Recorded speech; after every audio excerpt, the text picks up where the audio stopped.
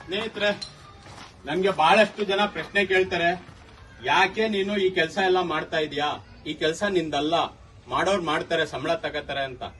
ಅದೊಂದ್ ಕಡೆ ಇಟ್ಬಿಡೋಣ. ಸಮಾಜ ಸೇವಕ ಅಂತ ಎಲ್ಲ ಹೇಳ್ಕೊತೀವಿ. ನಮ್ಗೇನೋ ಈ ಸಮಾಜದ ಬಗ್ಗೆ ಆಸಕ್ತಿ ಇದೆ, ಕಾಳಜಿ ಇದೆ.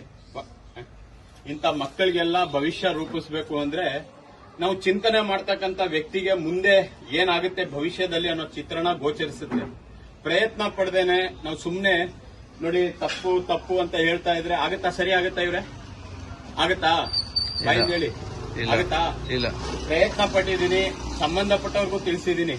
ತಡ ಮಾಡ್ತಾ ಇದ್ದಾರೆ, ಪೌರ ಕಾರ್ಮಿಕರ ಕೊರತೆ ಇದೆ ಅಂತ ಹೇಳ್ತಾ ಇದ್ದಾರೆ.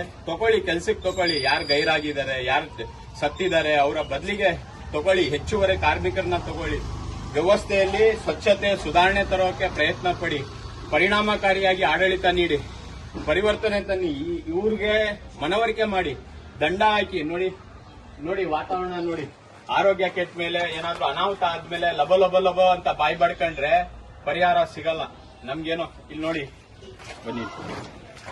ಈ ಜಾಗ ಹೇಗಿತ್ತು ನೋಡಿ. ನಾನು ಗುದ್ಲಿ ಮಾವುಂಟಿ ಯಾರೇ ಎಲ್ಲ ತಂದು, ಇದೇನೋ ಯಾರೋ ಇದಲ್ಲ, ನಮ್ ಸ್ವಂತ ದುಡ್ಡಲ್ಲಿ ನಾವೆಲ್ಲ ಮಾಡೋ ಅಂತದಕ್ಕೂ ಏನೋ ಆದಾಯ ಇದೆ, ಏನೋ ಪ್ರಯೋಜನ ಇದೆ. ಏನಾದ್ರೂ ಪ್ರಯೋಜನ ಕಾಣ್ತಾ ಇದೆಯಾ? ಯಾರಾದ್ರೂ ಇಲ್ಲಿ ಬಂದು ತಗೋಪ ನಿನ್ಗೆ ಅಂತ ಕೊಡ್ತಾ ಇದಾರಾ? ಕೊಡೋದು ಬೇಡ, ಅದು ಬೇರೆ ಪ್ರಶ್ನೆ. ನಾನು ಹೇಳ್ತಾ ಇರೋದು ಆದಾಯ ಇದ್ರೆ ನೀವೇ ಬಂದ್ ಮಾಡಿ. ಪ್ರಶ್ನೆ ಮಾಡ್ತಿರಲ್ಲ, ಕೋಪ ಬರುತ್ತೆ, ಬೇಜಾರು ಆಗುತ್ತೆ. ಬನ್ನಿ ಇಲ್ಲಿ,